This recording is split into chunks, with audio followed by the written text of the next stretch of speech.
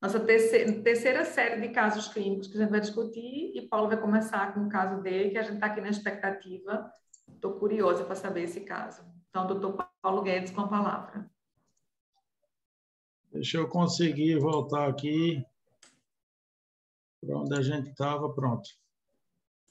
Boa noite a todos. Mais uma vez agradecer aí a Novartis, ao Instituto Autoimune, pela oportunidade que me foi dada para mim e para a Lígia para fazer a tutoria e apresentar casos clínicos, discutir psoríase e tentar compartilhar o máximo possível o conhecimento da gente com todos. E também aprender, porque quanto mais a gente ensina, quanto a gente tenta ensinar, mais a gente aprende. Então, vou começar a compartilhar a minha tela.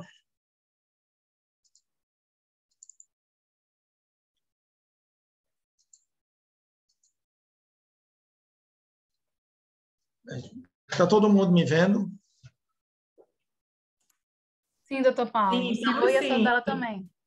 Também. A tela também, né? Pronto. Então, a tutoria digital, vamos começar assim com um caso clínico de psoríase pustular.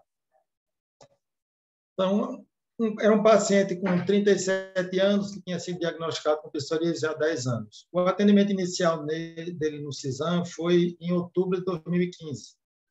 Então, foi um paciente como qualquer outro. Foi feita a avaliação clínica laboratorial, bioquímica normal e era uma psoríase em placa normal e foi iniciado tratamento com acitretina.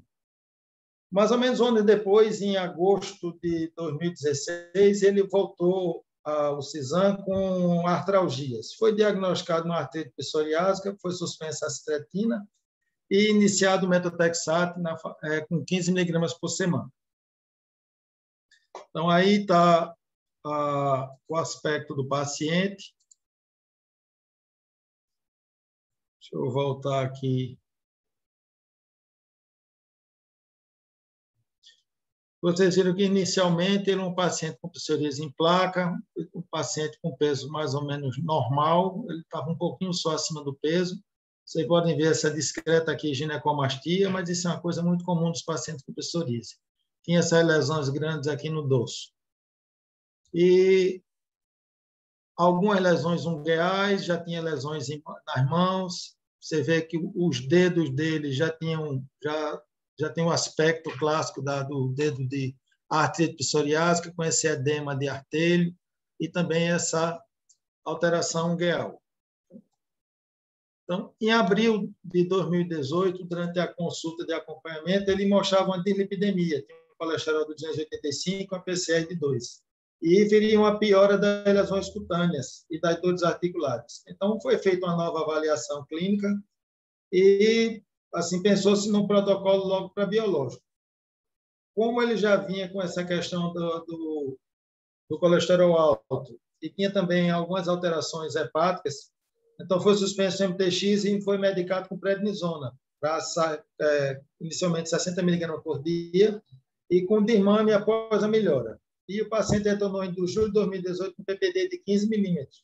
Aí foi também iniciada a profilaxia com isoniazida, 300 mg por dia. Então, o aspecto do paciente. Vocês veem que a psoríase, durante esse tempo, ela foi começando a se estender. Ela foi uma psoríase que começou a piorar, mesmo com MTX, mesmo com a acitretina, mesmo com corticoide. Vocês veem que a psoríase está começando a se alastrar. E aqui vocês veem que também tem psoríase em couro cabeludo, uma descamação intensa de couro cabeludo, pegando região cervical. Então, um paciente que, durante esse período, ele só piorou. Então, em agosto de 2018, o paciente retorna ao serviço com queixa de febre, prostração, tonturas e um agravamento súbito da lesão no período de 24 horas.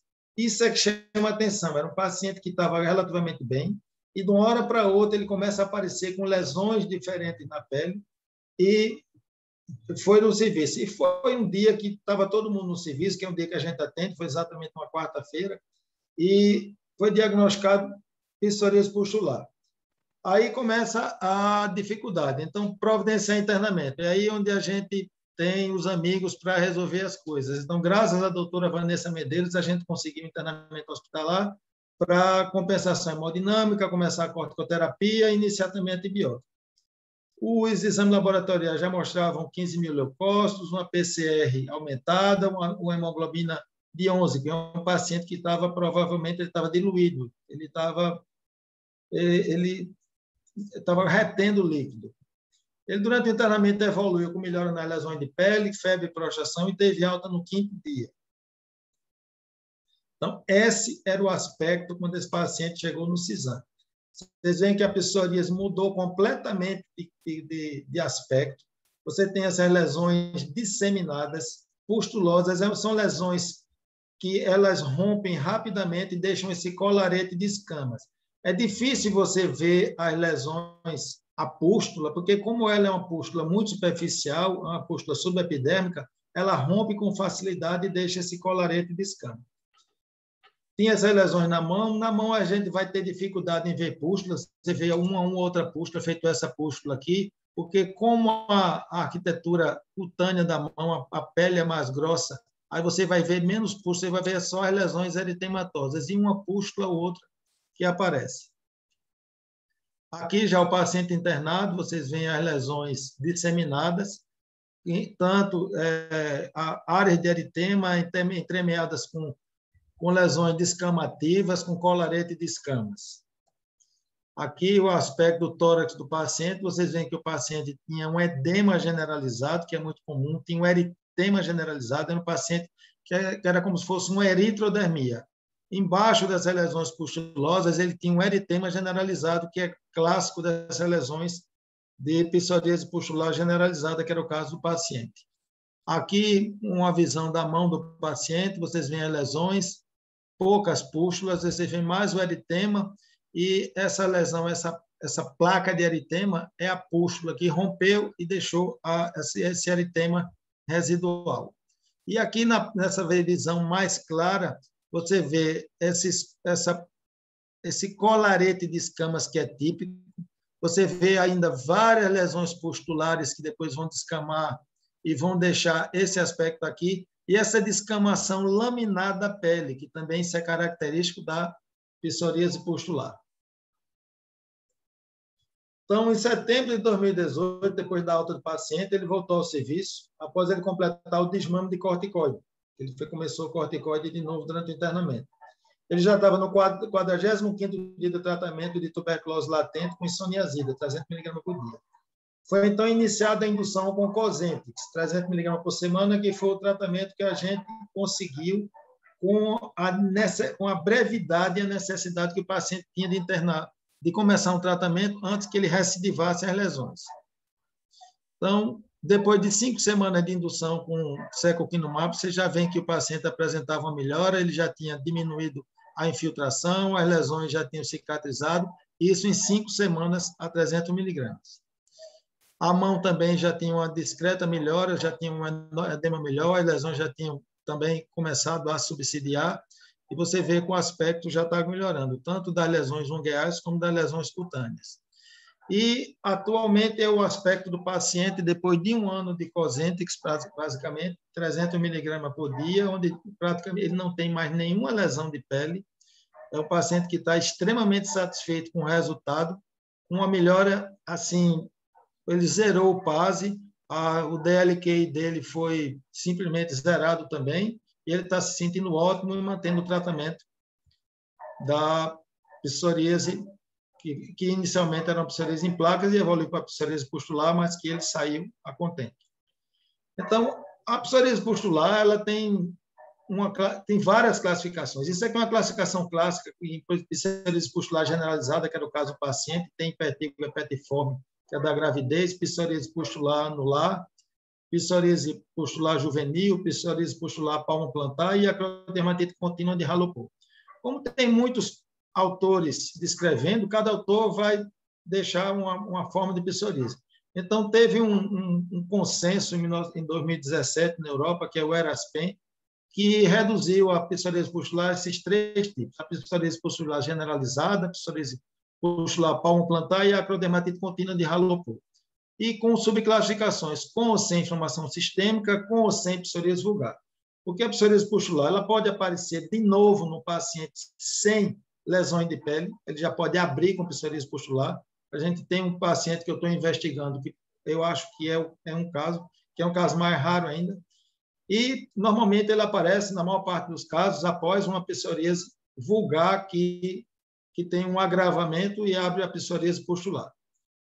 E a pustulose palmoplantar, que pode ser com também ou sem psoríase vulgar. E a acrodermatite contínua de Hallopole, que pega basicamente as pontas dos dedos, os artelhos e o aparato ungueal, e que pode também ser com ou sem psoríase. Isso é uma tentativa de aglutinar as várias classificações que tem de psoríase palmoplantar e facilitar o diagnóstico e o tratamento dos pacientes.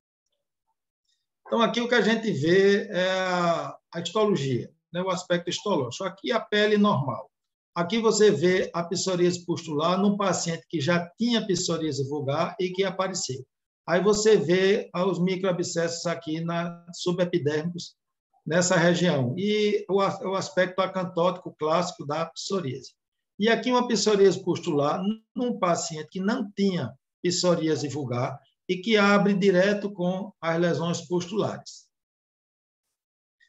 Então, aqui é onde entra a parte mais complexa, que é a gente tentar assim, explicar o que está acontecendo num paciente que tem psoríase vulgar e evolui para uma psoríase pustular. Então, essa área daqui é a área da psoríase, da imunidade adaptativa, onde você tem a IL-17, a IL-23, a IL-12, e o interferon. Então, essa é a área da psoríase da imunidade adaptativa, onde você tem o predomínio da reação inflamatória baseada no eixo 17 e 23. E aqui em cima você tem a imunidade inata, que é baseado na psoríase pustular, que é uma evolução, uma evolução ou um agravamento e que passa de uma imunidade adaptativa para a imunidade inata. Então, quando você tem aqui essa parte aqui do queratinócito, que normalmente as lesões são subepidérmicas, você tem a produção de IL-36 e, como ele não tem um antagonismo, esse IL-36, na presença de algumas enzimas, ele é amplificado e você vai ter a psoríase pustular. E aqui você vê, a psoríase em placa, ela basicamente é do eixo da IL-17, a psoríase paradoxal é o eixo somente do interferon, e a psoríase pustular, que é o eixo da IL-36. Aqui a gente tem uma coisa mais direcionada à psoríase pustular, mostrando os eventos assim que eu vou tentar explicar por pedaço, né? Então, você começa na célula dendrítica, IL-1, a TNF-alfa e IL-17, e que estimulam a produção de IL-36 a partir de algum estímulo ambiental, ou uma reação à droga, ou várias coisas que podem precipitar a psoríase pustular. Então, você começa a sintetizar a IL-36. A IL-36 ela é sintetizada como pro-IL-36. Na presença da elastase, catepsina, essa protease 3 e a catepsina, ela é clivada na IL-36, que tem uma atividade 500 vezes maior. E quando você tem o potencial genético, quando você tem uma genética favorável a essa atuação dessa IL-36, que são esses quadros genéticos aqui, a SERPINA3, CAT14, a P1S3, a TNP1, que são facilitadores, e você tem a deficiência desse receptor, desse antagonista da IL-36. Então, o IL-36 volta para o queratinócito, ele começa a sintetizar mais IL-36, e isso fecha um circuito, um loop de circuito, onde ele atrai neutrófilos, e todo esse processo ele começa a se autoalimentar, e você tem a psoríase pustular. Então, aqui no indivíduo normal, aí você tem a sinalização da IL-36, que ela vai ser contrabalançada pelo receptor funcional antagonista da IL-36. Aí ele vai ser captado pelo receptor da IL-36 e vai ter uma resposta inflamatória equilibrada. Aí, o que é que acontece no paciente doente? Ele tem uma sinalização descontrolada porque ele tem uma alteração disfuncional no receptor antagonista. Então, vai ser sinalizado sem o antagonismo do receptor e você vai ter o aparecimento das doenças dermatológicas relacionadas com a IL-36, que é a psoríase palmoplantar, a pustulose palmoplantar, a acrodermatite contínua de Halopo e todos aqueles subquadros classificados. E aqui o paciente tratado, que agora a gente já tem, que eu vou falar daqui a pouco, receptores específicos para substituir esse receptor antagonista. Então, como você tem o bloqueio aqui, aí você tem um bloqueio também dessa resposta inflamatória e o paciente, assim, a tendência do paciente a voltar ao normal. Então, o diagnóstico do subtipo de placa e psoríase pustular basicamente é clínico. 65% dos pacientes ocorrem em quem já tinha psoríase vulgar, é mais comum em mulheres na Ásia. A diferença entre a incidência de psoríase pustular entre, por exemplo, o Japão e França é 5 vezes mais comum no Japão do que na França. Tanto que é muito mais estudada a psoríase pustular na Ásia, no Japão, naqueles países, do que na Europa. Então, dá para ver a raridade. 5 a 12 pessoas em cada 10 mil pessoas no mundo desenvolvem a psoríase palmoplantar.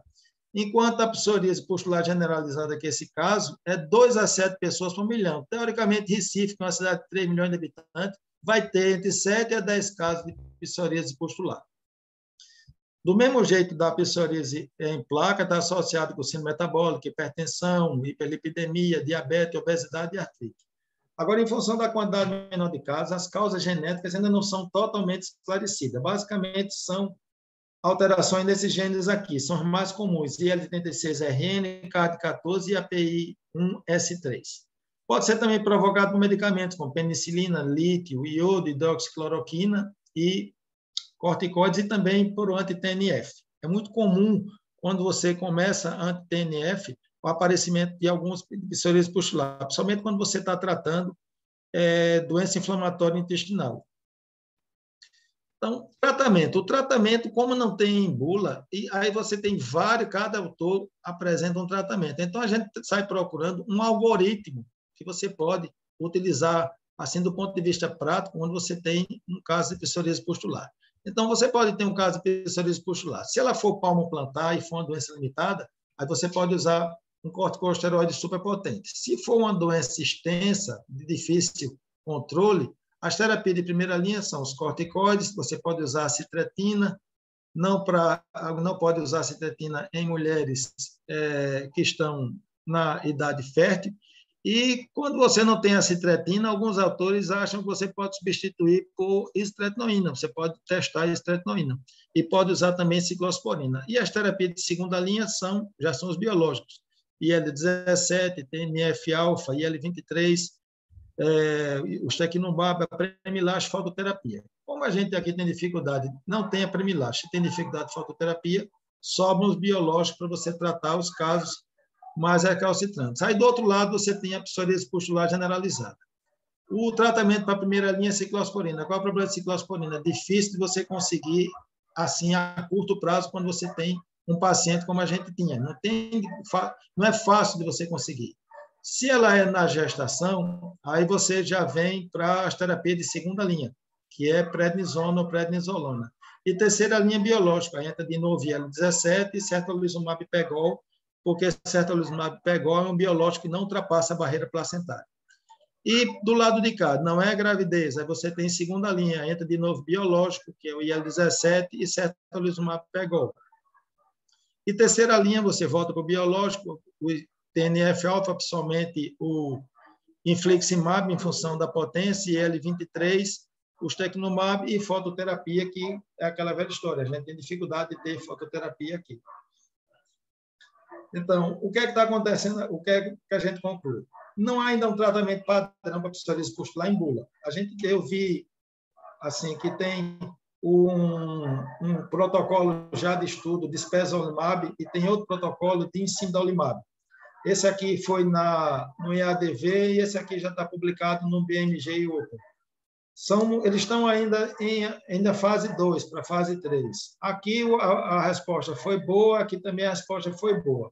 Agora, o problema desses dois estudos é, como são poucos pacientes, você não tem um resultado que você possa avaliar com facilidade, como acontece com psoríase em placas, porque você tem uma quantidade maior e mais fácil de avaliar. Então, são poucos pacientes e são trials que vão demorar a ser publicadas em função da quantidade de pacientes que você tem que arregimentar pacientes. O agente terapêutico ideal diria um bom início de ação, um bom perfil de segurança, deveria ser disponível no mercado e capaz de prevenir recidiva. Nesse caso, o que a gente conseguiu? Secukinumab, Cosentyx, que mostrou um rápido início de ação, eficácia e manutenção dos efeitos depois de 1 ano de tratamento. Então, obrigado pela atenção e, mais uma vez, agradecer também a doutora Carol Chacon pela ajuda na documentação fotográfica do paciente e a doutora Vanessa Medeiros, que ajudou no internamento do paciente. Obrigado mais uma vez e qualquer dúvida a gente pode discutir depois. Eu tentei ser o mais sintético possível, porque esse é um caso assim, relativamente complexo.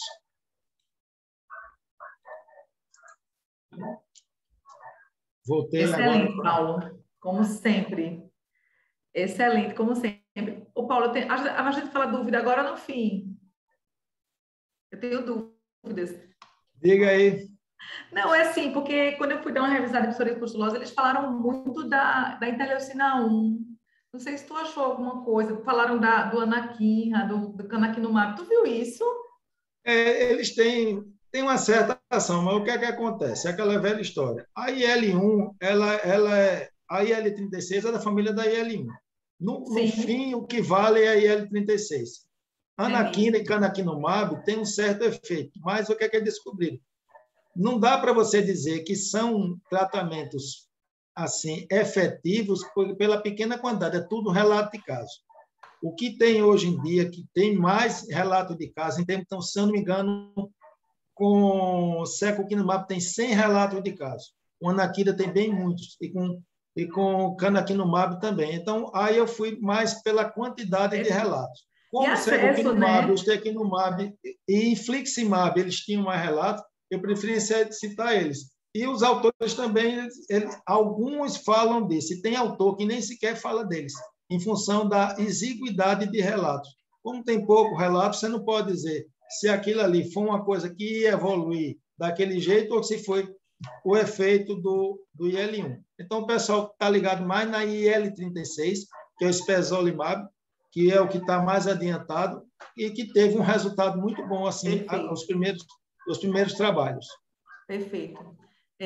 Pois é, eu ia perguntar, já que a gente está entre amigos, se precisar de ciclosporina, eu tenho, viu? A gente tentou ciclosporina, mas aquela velha história, para você conseguir isso em 24 horas é difícil. Pois você me liga. Aí você passa para a segunda linha, que é corticoide.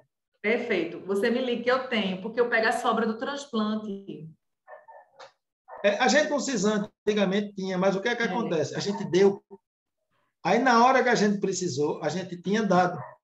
Porque, de vez em quando, sobra de algum paciente lá que, por algum motivo, melhora, muda para biológico, aí sobra um pouquinho. Mas todos os que a gente dispunha para dar tinham acabado. Aí foi exatamente no tempo que a gente não podia começar ciclosporina, que eu acho que ele sairia bem mais rápido com ciclosporina. Mas com corticoide, antibiótico, com hidratação, ele saiu bem. E também porque o diagnóstico você tem... O principal de psoríase pustular é diagnóstico. Você tem que internar e tratar. O psoríase pustular é uma das poucas coisas que tem mortalidade de psoríase. Tem alguns relatos que tem até 20% de mortalidade, porque demoraram a fazer diagnóstico. E, principalmente, não foi tratado de maneira adequada. Se você faz um diagnóstico rápido, interna e trata, aí você tem um resultado bem bom, bem interessante. Excelente. Eu teria feito a mesma coisa. Muito bom. E assim, coisa que só o dermato vai ver, aquele colarete de pústula. Ninguém vai ver aquilo, a importância da gente. O clínico vai achar que é uma hipertiginação secundária, né? Eu acho que aquele colarete de psoríase pustulosa é nosso. A gente vai ser chamado para comparecer no hospital, vai dar o diagnóstico e vai salvar o paciente. E aquelas fotos ficaram muito boas, porque é difícil você ver um paciente naquela condição, para você ver o colarete, para você ver a pele descamada, para você ver o eritema. Porque quando aquelas escamas caem, o paciente fica todo eritematoso. Ele parece que tem uma eritrodermia, para depois a pele voltar ao normal. Porque praticamente ele descama toda a superfície cutânea. É impressionante. Eu já tinha visto pacientes com psoríase pustular, mas depois da fase aguda. Esse eu vi do começo até o fim. Aí você vê exatamente a evolução dele.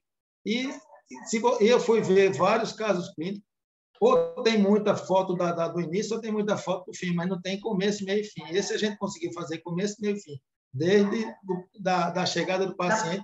Da pustularização. Da pústula inicial até a placa. Muito bom, muito bom. Alguém mais tem dúvida? O meu vai ser um caso bem tranquilo. Se alguém quiser explorar Paulo aí com o conhecimento dele de imunologia, minha gente, não percam essa oportunidade. Ou então vocês anotam aí, eu vou fazer o meu e depois a gente volta, né, Paulo? Depois a gente volta a discutir. Pronto, o meu é bem tranquilo, eu vou compartilhar aqui com vocês. Compartilhei. Estão vendo minha tela? Está vendo. Compartilhou, doutora Lígia. Joia.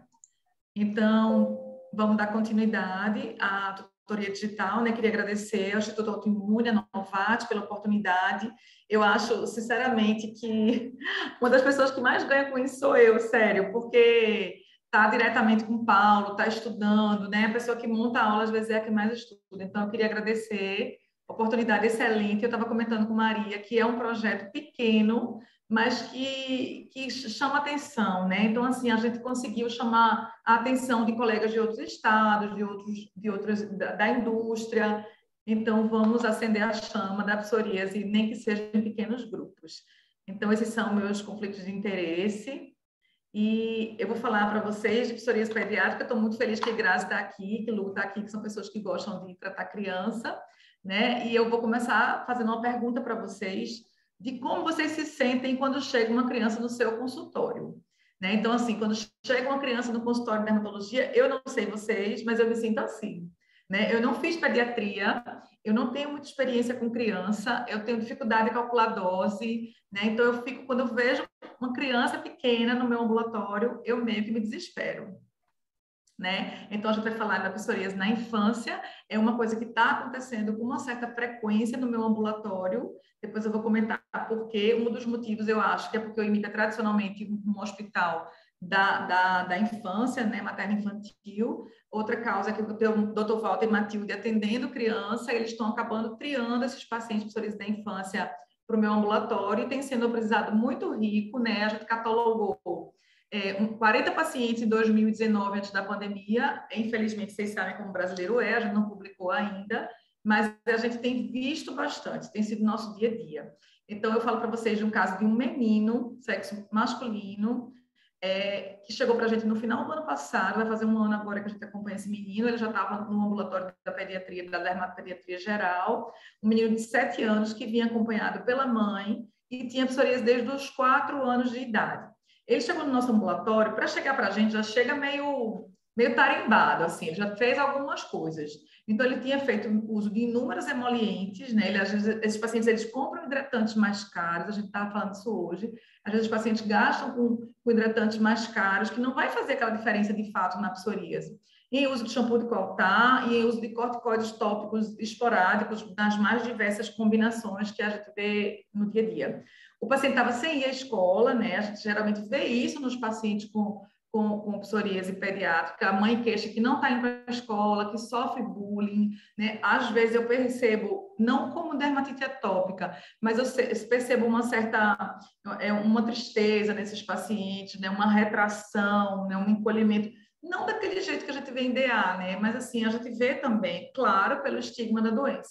O paciente não tinha queixas articulares, e ele chega com a psoríase em placas, com acometimento extenso do couro cabeludo, com um PASI de 29,7 e um DLQI não calculado, porque o DLQI em criança é um DLQI específico que a gente chama de CDLQI, que é o DLQI infantil. Então, a gente não está tendo o hábito de calcular o DLQI ainda. Acho que a gente tem que fazer toda uma organização do ambulatório para poder ir atrás disso aí, né? Então, depois que a gente examinou o paciente, que a gente viu que se tratava de uma psoríase severa, a gente começou o tratamento com fototerapia, né, seguindo mais ou menos o consenso que a gente tem, que é o consenso de psoríase da SBD voltado para adulto, né? Então, a gente vai tudo fazendo uma extensão do que a gente sabe de adulto. Então, a gente colocou ele na UVB Neuroband, colocamos um tratamento tópico com associação de calcipotriol betametasona nas piores áreas, porque era tão extenso que não tem como ele fazer, né? Às vezes os residentes perguntam, mas ele vai botar em todo o corpo? Né? A gente sabe que tem uma dose de segurança do calcipotriol, a gente bota pelo menos nas piores áreas para ele melhorando, lembrando da posologia do calcipotriol betametasona, que é uma vez ao dia, né, contínuo, não tem parada, e solicitamos exames, porque a gente já imaginou que esse menino ia dar trabalho, né, porque uma placa muito espessa, uma placa muito eritematosa, igual o paciente de Paulo. Quando eu vi aquele paciente no começo, a primeira foto que ele mostrou, eu fiz, essa psoríase veio muito inflamada, com aquele fundo vermelhão, então a gente sentiu que esse menino ia dar trabalho. Então, isso era dezembro de 2020, ele volta em fevereiro de 2021, tendo feito várias sessões de fototerapia, não melhorou, piorou das lesões do couro cabeludo, trazia os exames normais, então hemograma, função renal, função hepática normal, e a gente começou metotrexato, né? O menino tinha 7 anos, né? Tem gente que pergunta, a partir de quantos anos a gente faz metotrexato? A gente não tem essa resposta, mas eu acredito que a gente faz para a maioria dos pacientes, tanto com psoríase como dermatite atópica, e a gente tem uma boa experiência com segurança, conforme a gente vai ver com a literatura mais adiante. Colocamos ácido fólico, começando no metotrexato em fevereiro, e esse menino volta em abril com o pai. Então, estava todo mundo bravo. Estava a mãe brava, o pai bravo, os pais eram separados, rolavam as faíscas entre eles assim, e o pai veio com uma satisfação comigo, isso acontece na DA grave, porque o filho dele não tinha melhorado. Né? Então, o menino estava fazendo metotrexato, estava fototerapia, estava um tratamento tópico e as lesões eram praticamente inalteradas. E o pai falava que queria uma alternativa. Né? Então, a gente, diante desse quadro, né, que é isso aqui que eu vou mostrar para vocês, as lesões praticamente inalteradas, então, placas eritematodescamativas, placas espessas, né, no couro cabeludo, as placas espessas, escamas laminares, brancacentas, tipo pseudotinha amiantácea, que é o nome que a gente dá para esse tipo de escama, muito aderidas, né? Eu cobri o olhinho dele, mas é um menino que você vê que ele estava triste aqui, um menino chateado, né? Chateado e com muita lesão, com esse PASI que eu falei para vocês, um PASI de quase 30. Ele não tinha cometimento ungueal, não tinha artrite, mas tinha esse cometimento do couro cabeludo e do corpo.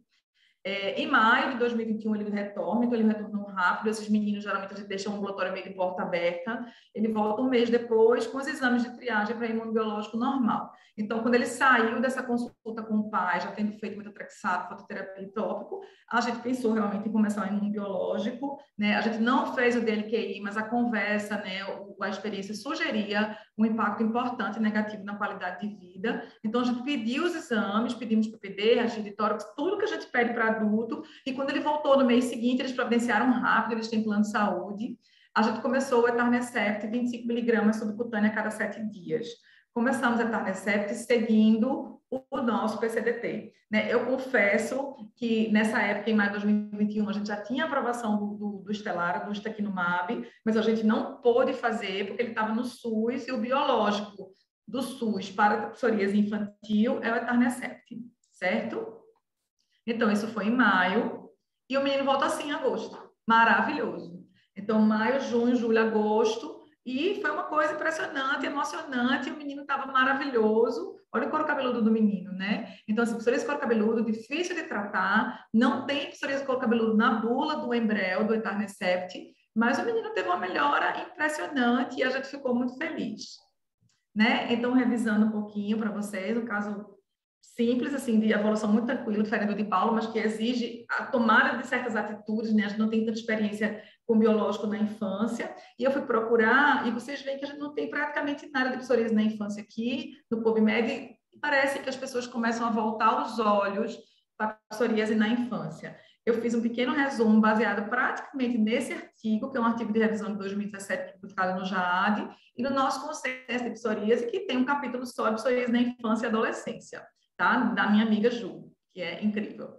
Então, psoríase na infância, em torno de 1/3 1/3 do total dos casos de psoríase tem início da infância. Então, 1/3 das psoríases que a gente atende hoje, ele traz da infância a história dessa dermatite que Paulo diz que ninguém sabe o que é DA, que é psoríase, que eu, se der tempo, eu vou falar isso aqui no fim, não estou contando tempo, Maria, fica de olho aí. Então, assim, onde é que estão essas crianças que vão ser adultos com psoríase? Alguém está atendendo essas crianças e provavelmente essas pessoas vão ser nós mesmos. Vai ser Paulo, vai ser eu, vai ser você, vai ser Grazi lá em Petrolina. Então, essas crianças existem, né? Nas crianças também há associação com comorbidades e o diagnóstico precoce é importante para a prevenção. Então, como a gente vai ver mais adiante, as crianças também têm associação com síndrome metabólica. Os gatilhos também são muito importantes nas crianças, tanto metabólicos como psicossociais, né? Gatilho mesmo. Então, é importante esse diagnóstico para poder a gente intervir nesse tipo de prevenção. A maioria dos tratamentos utilizados em adultos não são aprovados na pediatria. Aí começa a nossa dificuldade. A maioria disso, que inclusive eu fiz, não tem na bula que pode ser usado em criança, né? Então, a gente estende a nossa experiência dos adultos para psoríase na infância. Alguns biológicos tiveram aprovação recente, e isso foi uma das coisas que me motivou a trazer esse caso para cá, e alguns ainda estão sendo estudados. Então, a psoríase na infância acontece em cerca, essa estatística é americana, a gente não tem dado nenhum de incidência daqui do Brasil, em 0,71% da população americana tem psoríase na infância, praticamente psoríase na infância não é relatada na Ásia, e eu não tenho esses dados aqui do Brasil para vocês. A idade média é entre 8 e 11 anos, mas dizem que existe um pequeno pico nas criancinhas mais novas, assim, entre 2 e 3 anos. Mas a média de idade é isso, e minha experiência que eu tenho visto é mais ou menos essa idade também. A gente tem muita criança assim grande, com 17, com 16, criança de 14, grande, então a gente tem bastante. Importante que essas pessoas que desenvolvem psoríase na infância, eles têm uma história familiar mais frequente do que a psoríase no adulto. Então, tem sempre não, em 30% dos casos tem sempre essa história familiar. E tem uma incidência de tratamento aumentada em meninas, o que a gente não observa nos adultos, né? Então, a psoríase da infância, a maioria dos casos, 70% dos casos, é psoríase em placas. Geralmente, essas placas da psoríase da infância são placas mais finas, diferente desse paciente que eu mostrei para vocês. Essa localização aqui, perioral, ao redor do nariz, né, na face, ao redor dos olhos, é uma localização muito frequente. Na minha experiência, né, ele fala que não, que a maioria é em placas. Mas essa coisa da psoríase em face, eu vejo com relativa frequência, esse quadro é bem característico, e 30% dos casos de psoríase gutata. Então, assim, a grande maioria em placas, 70%, 30% gutata, e os demais, as exceções. Então, assim, invertida, essa região da face, genital. Uma coisa importante fenotipicamente, nos lactentes, as áreas mais acometidas são áreas da fralda e umbigo, que a gente vê esse eritema bem importante, que faz diagnóstico inicial com dermatite da fralda, com dermatite atópica, que aí é que vem a dificuldade do diagnóstico da psoríase na infância. E nas criancinhas maiores, esse acometimento da face, que eu falei para vocês, que é bem característico, e também o acometimento ungueal, que é em 30% dos pacientes também da criança, nas crianças. As formas eritrodérmicas e pustulosas, graças a Deus, são incomuns, e em crianças existe uma incidência de 0,7% de artrite psoriásica. Então, 0,7% das artrites na infância são psoriásicas, certo? Eu trouxe isso aqui, são casos meus, né? São casos do IMIP, que é psoríase palmo plantar na infância. Em outros artigos que eu procurei, ele não cita palmo plantar como uma das mais frequentes, mas isso é uma coisa muito corriqueira no ambulatório. Palmo plantar, meus pacientes de psoríase na infância têm aquele quadro da face e tem palmo plantar. A gutata que a gente fala na infância, eu vejo, mas eu não vejo com tanta frequência como eu vejo esses outros casos. Então, assim, o que a gente precisa mesmo é mostrar para o mundo o que a gente está vendo, né? Uma coisa muito importante na psoríase da infância é essa junção da genética com os gatilhos ambientais. A gente fala disso nos adultos, mas isso é ainda mais importante na infância, porque parece que a genética da infância tem muita relação com esse HLA-CW6, né? Que ele está nesse locus de susceptibilidade que a gente chama popularmente de PSORS1, nada mais é que o HLA-CW6. E eu não sei se vocês já ouviram falar sobre isso, mas esse autor, Ansela, em 85, ele faz uma divisão das psoríases em psoríase tipo 1 e psoríase tipo 2. fazendo uma analogia ao diabetes tipo 1 e ao diabetes tipo 2, onde o paciente com psoríase tipo 1, ele tem maior prevalência do HLA-CW6, ele tem uma influência genética maior, ele tem mais casos na família e ele desenvolve psoríase precocemente, com um pico de 16, 20, até 40 anos de idade. E a psoríase tipo 2 não teria tanta relação com o CW6, seria uma psoríase realmente dos pacientes maiores que 20 ou maiores que até 40 anos, pacientes mais velhos, onde os gatilhos ambientais e a síndrome metabólica teriam influência maior do que a genética em si. Mas na prática a gente precisa de forma igual aos adultos da junção dos dois, genéticas e gatilhos ambientais.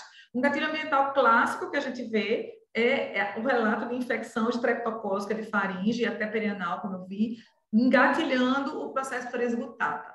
Né? Isso é bem relatado, eu acho que atualmente eles nem falam mais tanto, na minha prática eu não observo isso, né? Então no nosso consenso ele questiona o benefício de ir atrás disso no dia a dia. A gente tem que ficar de olho de tabagismo em adolescente como gatilho ambiental, de outras drogas em adolescente, drogas ilícitas, e drogas lícitas, né, como ácido valproico, outros anticonvulsivantes, anti-inflamatórios não hormonais, e o próprio estresse emocional, e crianças obesas e com síndrome metabólica como gatilho ambiental num paciente geneticamente predisposto. Então, sempre juntar as duas coisas. Então, o que é importante para o diagnóstico da psoríase da infância? O quadro clínico, que eu acho que vai dar trabalho, às vezes, né? Às vezes não é tão fácil, mas o quadro clínico e a gente juntar a história familiar com os gatilhos, para a gente chegar nesse diagnóstico. Certo? A fisiopatologia da psoríase na infância é exatamente igual do adulto, com tudo isso que Paulo falou para vocês, só que Paulo falou mais da postular. Então, gatilhos ambientais e aquele eixo IL-23 e IL-17, com essa retroalimentação na epiderme, fazendo hiperproliferação epidérmica, que a gente já sabe muito bem, inclusive da aula anterior de Paulo, que ele revisou toda a imunologia, tá salvo no site, exatamente igual acontece na criança, certo? E aqui, depois que a gente diagnostica, né, que a gente entende a psoríase na infância, a gente vai fazer instrumento de gravidade.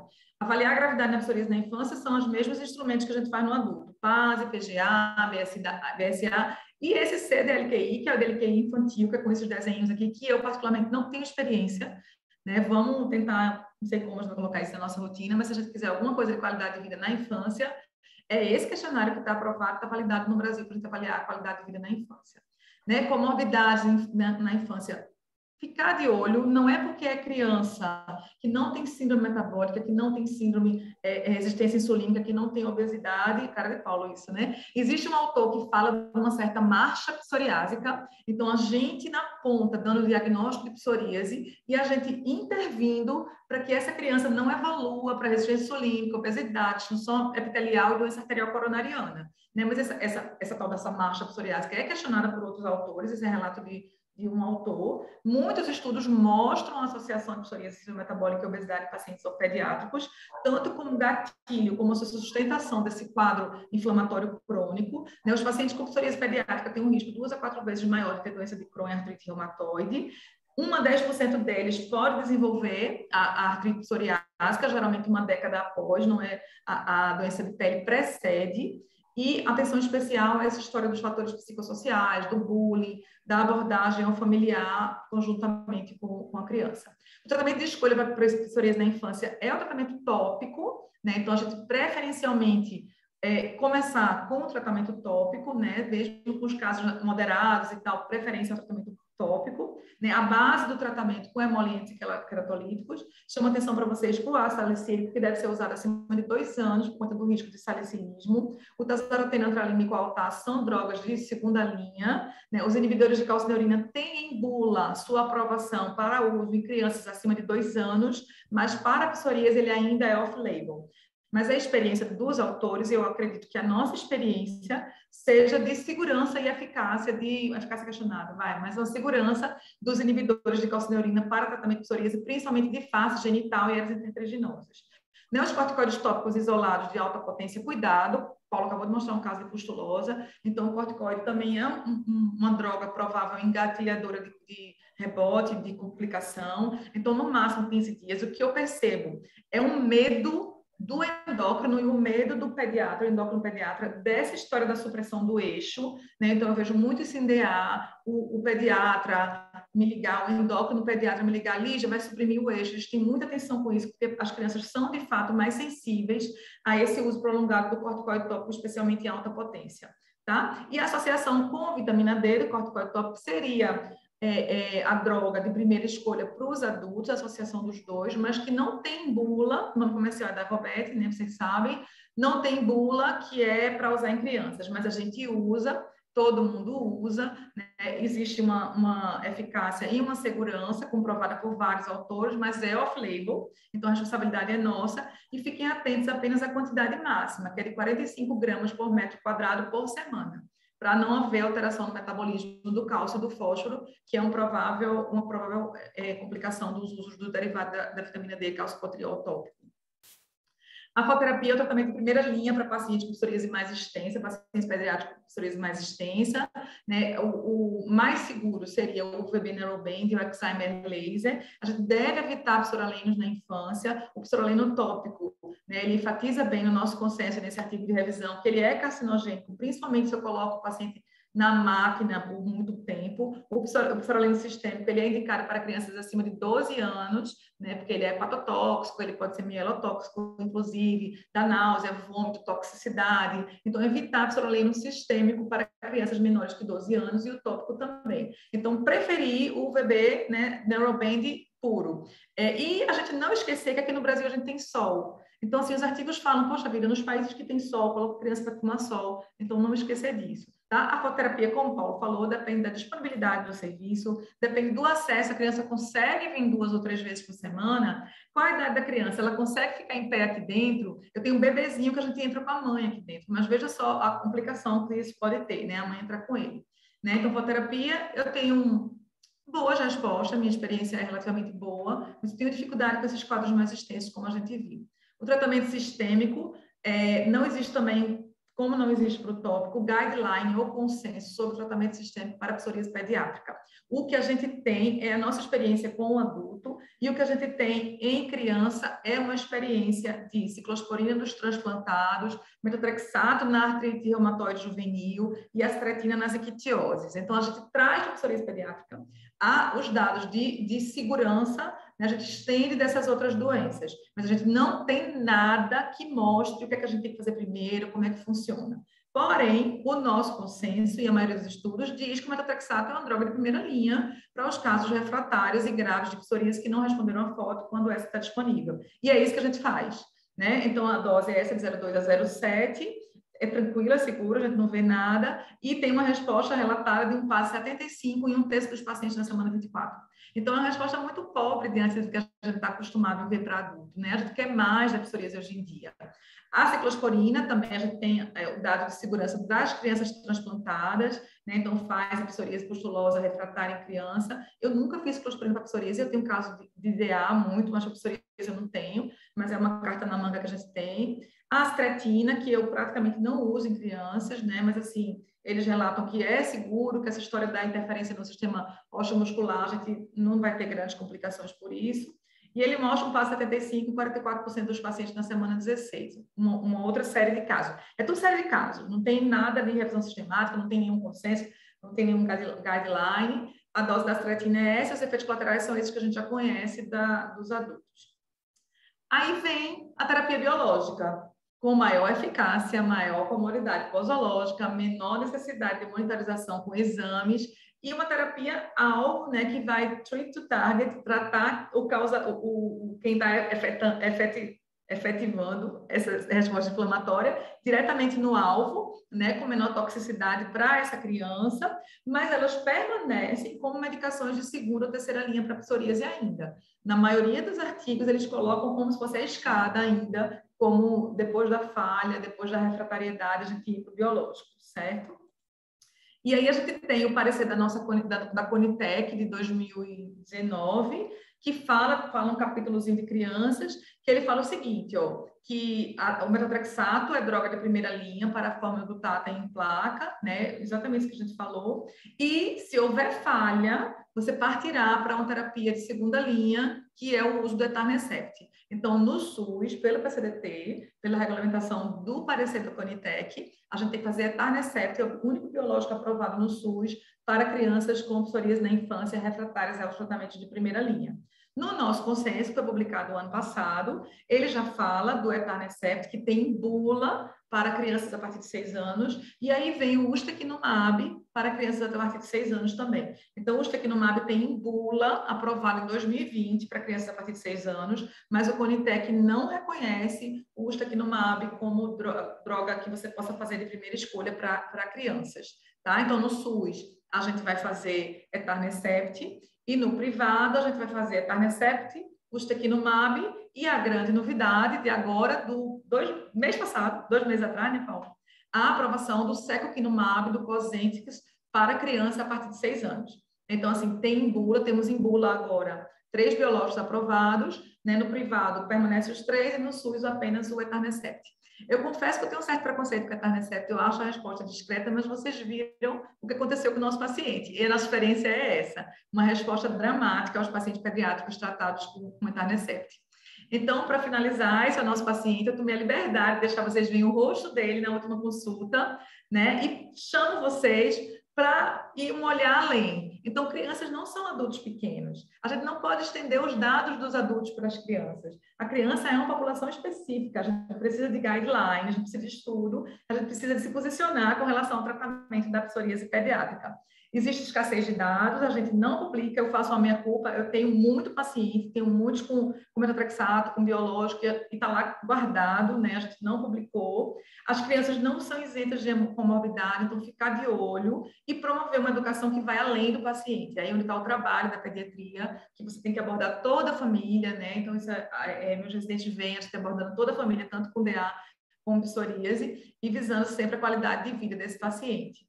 Tá? Então, eu gostaria de agradecer. Esse é o meu caso da psoríase na infância e eu deixei guardado aqui embaixo. Se der tempo, eu vou mostrar uns casos para vocês. O que a gente tem visto, Paulo, isso aqui é muito fácil, né? Psoríase, está tudo certo. Mas a gente vê quadros mistos, onde a gente não sabe o que é. E como você falou isso na sua aula, né? Meu Deus, a gente não sabe o que é. Toda criança, adulto que chega com psoríase foi dermatite atópica um dia. E a gente tem percebido esses quadros que a gente não sabe o que é. Se é psoríase, se é dermatite atópica, se é psoríase, se é dermatite atópica. A gente começou a listar esses quadros. São casos assim que a gente vê uma escaminha aqui, em criança com estigma de atópico. A gente vê a criança escoriando e vê um eritema diferente, né? E a gente percebe que as pessoas estão falando por aí dessa dermatite diferente também. Uma dermatite que tem um overlap de dermatite atópica com psoríase, né? Onde haveria, no começo, um grande estímulo, né, de interleucina 17, e, pelo que eu entendo, esse estímulo de IL-17 retroalimenta, né, volta para a epiderme, através da bendita da interleucina 36, Paulo, acho que foi coincidência, e da beta-defecina 2. E isso faz com que a gente tenha, histologicamente e clinicamente, uma doença de overlap, onde a gente tem alguns achados psoriasiformes, como paraqueratose, mas alguns achados de eczema, como a espongiose, lá em cima, na epiderme, que sofreu essa retroalimentação de IL-36 e beta-defecina, né? Então, realmente é um desafio. Queria agradecer a vocês mais uma vez. E me encontro à disposição aqui para a gente falar o que vocês quiserem aqui. Paulo. Ótimo, Lígia. Criança, né, Paulo? Criança, os casos que a gente tem casos no CISAM. Eu tenho um caso, estava me lembrando aí, você mostrando esse caso, que é um caso que eu acompanho já faz uns 3 ou 4 anos. Um paciente que começou com psoríase mais ou menos generalizada e que evoluiu para palmo plantar. Quanto mais a gente vive, mais a gente vê. Então, você começa a tratar. Ele não se deu bem com metotrexato, aí eu não quis arriscar a ciclosporina, porque aquela velha história, o pessoal, Dr. Google disse que ciclosporina não podia ser usada, Aí já começa. Aí eu comecei a usar a citretina. Um detalhe com a citretina é que a gente não tem nenhum problema com a citretina, porque tem paciente no CISAM que feto-alecrim, que sai tomando a citretina na mamadeira do CISAM. Sim, Então, a gente tem sim. muito paciente de ictiose fazendo a citretina. Então, a citretina para a gente, já, em termos de prática, a gente tem muita. Eu não tenho muito medo da citretina com criança, não. Nunca tive problema nenhum com a citretina com criança. A gente só tem com adulto. Então, esse paciente eu comecei a usar a citretina. Aí, no começo, melhorou, aí volta a piorar, porque a psoríase em criança é assim. Aí, depois você associei calcipotriol. Melhorou de novo, aí depois volta a piorar. Depois que você tenta sair tudinho, aí o paciente já tinha uns 10 anos, mais ou menos, disse, vamos tentar etanercept. Conseguiu etanercept. No começo melhorou, passou acho que um ano mais ou menos bem, e depois voltou a piorar. É impressionante que você não vê nenhuma razão e ele volta a apresentar as mesmas lesões. Aí o que é que eu fiz? Fiz uma justificativa, mandei para a farmácia conseguir adalimumab para ele. Ele começou a usar adalimumab e limpou. Está limpo até hoje. Mas não dá para você assim extrapolar para outros pacientes. Cada paciente tem uma reação diferente. E esse seu paciente respondeu muito bem a etanercept. Primeiro respondeu, mas depois voltou a piorar. E você fica procurando causa, infecção, problema de garganta, outra coisa, aí não acha. A psoríase em criança é meio diferente de adulto. É muito de você acompanhar e aquela história da superposição dermatite atópica com psoríase, eu já vi casos assim que fica difícil você dizer, e mesmo com biópsia e outras coisas que você pode usar, também você continua com dúvida.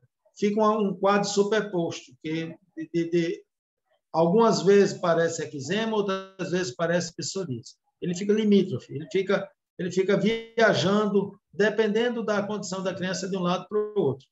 Mas foi um caso interessantíssimo, para você ver como você pode assim, tirar uma criança da condição que ela estava para você limpar completamente e deixar a criança feliz, que é o que a gente quer, né? Porque adulto é difícil ficar feliz, mas menino demonstra felicidade, adulto nem sempre demonstra. Esse menino mudou de vida. E assim, eu faço uma reflexão hoje, porque às vezes eu ficava esperando, sabe? Vamos esperar. Eu tenho criança hoje que está adulto, né? Já ficando velho, os pacientes não ficam adulto. Então, eu tenho criança hoje que tem 17, 18 anos. Poxa vida, eu estava esperando o quê? Essa criança passou... Teve criança que me deu um chute quando era pequenininha, que hoje tomou um mira, entendeu? Porque tem 18 anos. Então, assim, e por falar em Mira, eu vi muitos dados de segurança com Mira, muitos, apesar de não ter na bula, né? Mas assim, eu vi muitos dados de segurança do uso de Mira em criança, os reumatos fazem, né? E a gente não faz porque não tem na bula fazem. E a gente tem os... E vem de artrite reumatoide juvenil, eles fazem muito. Sim. E foi baseado nos dados de segurança de artrite reumatoide juvenil que eu preferi tentar o Mira. E eles fizeram. Eu acho que eles admitiram, porque deve ter muita criança tomando artrite reumatoide juvenil. Então, como tem, eles não tiveram muito na farmácia que discutir. Eu fiz a justificativa e a mãe conseguiu, sem problema. E outra coisa, a gente está com um caso lá... Eu estou nessa luta com hidradenite, que eu tenho um monte de adolescente com hidradenite, sem poder tomar o Mira. Não, hidradenite a gente já está tratando e já consegui na farmácia. Também não tive tanto problema, não. Vai a primeira vez, volta, aí você justifica e consegue. E Carol está com um caso de psoríase na infância, que já é a mesma coisa do meu, já tentou um bocado de coisa, vai tentar etanercept, mas como é um paciente que tem muita lesão, eu não sei se a gente vai conseguir. Ela tentou, antes do etanercept, conseguir secukinumab, porque não apareceu agora, aí ela fez uma carta para a farmácia, mas aí foi negado. Não libera, sabe? Eu falei com elas, com a menina da farmácia, não libera. Eu acho que a gente consegue sensibilizar se falhar. Eu acho que a gente consegue sensibilizá-las. Mas, assim, como primeira droga, elas não liberam, não tem acordo. E o problema é que lá só tem a ampola de 150, não tem como você fazer meia ampola. Você precisa da ampola de 75. Então, se fosse graduado, a gente podia pedir e fazer meia ampola, coisa parecida, mas não tem, porque quando você injeta, ela injeta tudo. Então, até isso dificulta. Mas eu acho que é uma questão de tempo. Também acho, Paulo. À medida que entra em bula, aí eles vão atualizando o PCDT, O PCDT. e daqui a um tempo a gente está usando. É. Porque o que eu sei adalimumab, ele libera. Se você tem fracasso terapêutico com etanercept, você pode tentar adalimumab, porque ele libera. Sem problema, basta justificar. E eu acho que é em Gente, função, quer como eu falar? Só quem pensei, fala sou eu e Paulo. da EJ. Cadê o resto, pessoal? Porque senão a gente não para de falar, não, né? Eu e Paulo aqui, daqui a pouco a gente abre um vinho. Alguém tem alguma pergunta? Porque não é possível. São casos complexos. Deve ter alguma dúvida. Grazi, como é que tá aí, tuas crianças? Oi, boa noite. Casos lindos. Eu sou recém-nascida ainda, então estou só aprendendo. Então, doutora Lígia, aqui no Dom Malan, que é a gestão IMIP daqui, né, de Petrolina, o ambulatório é novo, né? Então, o que vem muito é paciente que não é psoríase. Só vem 3 coisas de pediatria: escabiose, dermatite atópica e psoríase. E quando a gente vê, não é nada. De nenhum deles, na verdade, né? São coisas totalmente diferentes. Até bulose vem como se fosse psoríase. Porque o pediatra, a gente tem medo, né, de dose, essas coisas, mas o pediatra tem medo da dermato. Aí fica aquela coisa, né? A gente tenta se ajudar. No meu ambulatório tem residente de pediatria, né? Então, quando tem alguma coisa mais específica de pediatria, eles ajudam. Mas as psoríases que eu tô tendo ainda são poucos casos, né? Tem uma palma plantar que tá difícil de conduzir, porque já é difícil, né? Naturalmente, paciente do SUS é mais complicado pela questão da medicação, que aí ele vai voltar com o exame para eu pedir calcipotriol, para ele poder associar, para ver se melhora. Mas achei lindos os casos de vocês, aprendi muito. E, doutora Lígia, não achei simples não o seu caso, viu? Pelo contrário. A senhora disse que era simples. E aí vou ficar acompanhando, porque eu tô tendo alguns casos de psoríase e a gente sempre aprende, né? Sempre mais. Muito bem, Grazi, muito bem. Quem mais quer falar alguma coisa? Kel, Dani? Graças, só um detalhe. Psoríase palma plantar não vai responder muito bem a calcipotriol, não, viu? Pois é, doutor Paulo. Só que a criança não tem condição de fazer nada. É a única coisa que tem para eu conseguir pelo SUS. Seria a única. Você pode tentar alternar um corticoide potente com o calcipotriol. Você pode fazer um dia outro. Pronto, mas foi o que eu fiz. Ele estava usando betametasona, e aí voltou, deixei em semanas alternadas. Melhora zero, tipo assim, não melhorou absolutamente nada. Aí uma criança de 3 anos de idade, e aí quando ele voltou, eu pedi os exames e deixei o calcipotriol. Na verdade, eu nem fiz dia sim, dia não, eu deixei um de dia e um à noite. O senhor acha melhor deixar em dias alternados? Dias alternados. Outra coisa, trata infecção secundária, faça cefalexina. Esses pacientes fazem infecção sem nenhum sintoma. Ah, certo. Você pode tentar tipo cefalexina 10 dias. Às vezes, quando você modifica a flora, você tem melhora. Porque ótimo. o problema desses pacientes é você saber o gatilho que ocasionou aquilo ali. Um dos E o gatilhos gatilho é da síndrome infeccioso. metabólica, que ele tanto gosta que a gente esquece na criança. Ela E, é doutora uma Lígia? criança, é magrinha ou é obesa? É magrinha. É uma criança bem magrinha. E ele tem uma machinha diferente, quando a senhora falou da marcha do Não, paciente com não é massa, psoríase. massa, não. Ah, tá, então eu entendi errado. A Então. massa é a Não. A evolução. marcha é porque A evolução, é entendi. evolução. A marcha dele é porque psoríase dói, psoríase Dói. palplantar dói. E ele fica só com a Eles pontinha do andam com pé para poder. dificuldade. Mas aí tente antibiótico, tente alternar, porque o calcipotriol sozinho em criança a gente já usou muito, mas você não vê assim andar com facilidade, não. Mas se você alterna, às vezes é melhor. Você faz um Pronto, eu vou corticoide. fazer isso, vou fazer o E tente antibiótico. tratar a alternar. infecção secundária, mesmo que ele não tenha. Você Certo. modificando a flora pode melhorar. Toda doença começa no intestino. Às vezes, se você melhora o intestino, você melhora a pele também. Pronto, eu vou fazer e dou um retorno aqui. Certo, ótimo. Obrigada. Chegou Carol. Eita, Carol. Chegou tarde. Paulo já apresentou teu caso. O caso é de Paulo, minha gente, desculpa, realmente não consegui, desculpa, mas tenho A certeza gente do queria, sucesso. porque o caso era teu com ele estava esperando. Fiz de tudo, mas realmente não consegui, minha Fica gente, tranquila, desculpem. Carol. Fica tranquila, Carol. Mas um cheiro bem grande, mas os casos são de Paulo. Paulo é que é show. Paulo realmente tem muitos casos interessantes. A gente acaba compartilhando dos casos, porque um entra de férias, o outro volta, e aí a gente compartilha muito, mas Paulo é que é show. Não é nada, todo mundo lá, a gente está conseguindo assim, resolver os casos de psoríase tudo, que é uma coisa que antigamente a gente não conseguia. E hoje em dia, cada vez mais a gente está adquirindo prática. E prática é É tudo isso nisso daí. mesmo. É isso mesmo. Nem sempre o que você aprende em livro resolve. Aí depois que você começa a identificar alguns padrões, faz uma coisa em determinado paciente, aí você, esse aqui é bem parecido com aquele outro. Isso. Vamos fazer a mesma coisa para ver se está certo. E Isso, dá. e dá.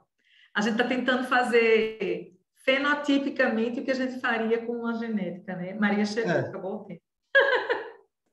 Não, eu tô aqui o tempo inteiro, só que eu tô justamente isso aqui, essa reunião que a gente tá aqui é justamente para isso, né? Para todo mundo discutir e trazer soluções, ajudar um ao outro. Eu adorei que Grazi e Eli trouxe aqui uma dúvida, doutor Paulo, doutora Lígia respondendo. O intuito dessa reunião é justamente essa. A tutoria está aqui para isso, para ajudar. Carol, eu estava falando de teu paciente que tu tentasse fazer secoquinomab, a farmácia Criança. recusou, não foi? A criança. Foi verdade. Voltou com o papel carimbado, assinado. Poxa, foi, acho que a primeira vez que eu tive um paciente recusado assim pela farmácia, que voltou, mas realmente voltou. E veio justificado exatamente a idade, que não era indicado por conta da idade. Aí, enfim, tive que trocar e a gente fica com pena, né? Porque 12 anos só o Embrel, né? Só etanercept. A injeção toda semana dá realmente né? A gente fica com o coração partido, né? Sem contar que realmente as anti-interleucinas, né? É outra segurança, principalmente para uma criança, né? Assim, um adolescente, né? Não é nem criança, é adolescente já, mas eu estou com vários adolescentes, assim, eu tenho discutido muito com o Paulo, né, vários com 12 anos, alguns já com peso alto, de um adulto, com mais de 50 quilos, mas também, às vezes, com peso de 30 e poucos quilos, né? E a gente está junto, indo caso a caso, porque já tem, né, a aprovação para o uso do secukinumab, mas a farmácia ainda não libera. E entrar na justiça, a gente sabe que também é um problema, porque causa muito desgaste, né, emocional, principalmente, né, em quem não tem um acesso fácil a advogado e tudo. Então, a gente está nessa situação, mas a farmácia realmente devolveu. E eu tinha tido uma outra paciente que essa foi de Umira, mas foi para hidradenite, que acabou indo, né, Paulo? A gente mandou e conseguiu sem problema, entendeu? E aí com esse paciente, enfim, realmente devolveram. É isso. Vocês estão com outros, Lígia? Tem aí alguma experiência aí? Não, a gente faz Embrel mesmo. Eu tenho uma experiência muito boa, Carol, muito boa mesmo. E assim, eu não sei o que justificar para uma judicialização, para pedir. Eu falo, ó, segurança, mas é pouco para eles, entendeu? Existe. Ficou mudo, doutora Entendeu? Lígia? Ficou? Não, eu fico. Tá mudo? Não. Eu fico sem ter como argumentar, entender esse Carol? Porque assim, eu posso argumentar a comodidade posológica, a segurança, mas para eles é preto no branco. Para a criança é embrião e pronto. Eu acho até que para o juiz, ele vai dizer assim: como é que você veio para esse se você não usou o que está lá? Aí eu nem briguei. Então, estou construindo minha experiência com embrião boa, boa mesmo. Digo, olha para embrião, menino, dando resultado em criança, né? Assim, é que até então, né, a gente só tinha o Embrel, né? Essas aprovações são recentes. E realmente, assim, eu inclusive, assim, tenho muitos pacientes com Embrel. Tenho uma experiência Até agora hoje, né? exatamente. A gente tem umas pacientes, Paulo, aquelas meninas que são gêmeas, que estão agora com 19 anos, as gêmeas, as duas com psoríase, a gente tem alguns gêmeos lá, assim, os dois, Eu tenho também. o pazinho. E essas gêmeas, uma engravidou agora, tomando Embrel, né? E agora, que eu digo, esse ano. E deve ter tido neném agora, em outubro. Eu não tenho notícia depois que ela teve neném. A última notícia que eu tive dela foi em setembro, pela irmã, né? Claro, estava suspenso, Mas, assim, para você, levaram durante anos, né? As duas, e com tudo bem, resultados ótimos. Mas, assim, a gente tem muito paciente interior, né?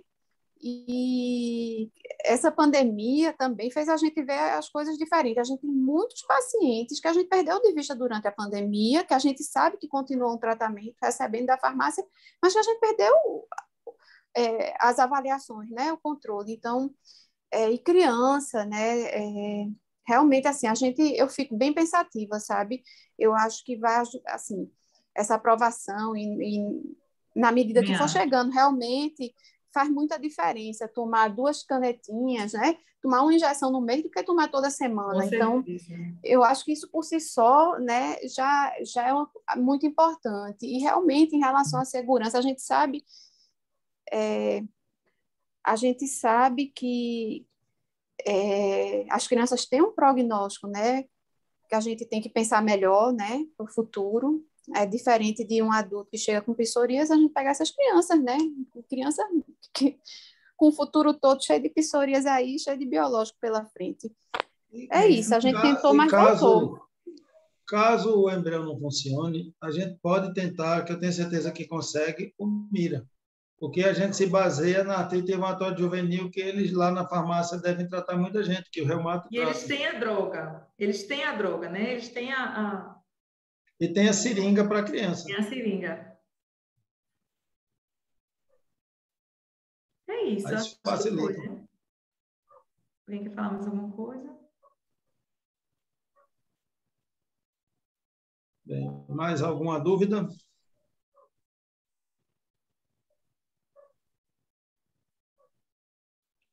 Vamos fazer só uma sugestão. Pensem aí da gente depois juntar aí essas crianças, porque é uma bronca, viu? É uma É, bronca. É uma coisa que a gente pode tentar juntar e assim discutir depois um exatamente. pouco, né? E Essas assim, experiências, porque não são um número Carol, imenso, mas eu acho que é uma coisa boa a gente conversar, cada um contar um pouco da sua experiência, porque eu acho que todo mundo aqui tem criança. E cada vez a gente vai ter mais, e vai ter mais com biológico, e assim, eu estou falando em relação à psoríase, né? Não em relação aos outros. Mas em relação à psoríase, talvez a gente pudesse depois até discutir um pouco mesmo, né? Porque a gente vê que na vida real a gente tenta seguir, né, os protocolos, mas a gente, né, lida com uma realidade aqui tão diferente, né? E um detalhe E quando a gente interessante é que muita criança chegou no CISAM com psoríase sendo tratada para eczema tópico. sim.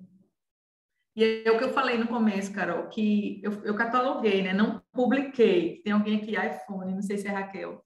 Vocês têm que publicar. A gente tem que publicar, meu Deus. Quando eu cheguei na reunião dizendo que eu tinha 40 casas infantis, que hoje em dia eu devo ter muito mais, as pessoas falam, não, fala sério, é mentira, contasse errado. Eu digo, não, tô falando sério. Mas tu não escreveu, né? Não, não escrevi. Esse é o nosso erro, sabe? A gente não... Robertinha, a rainha da HS.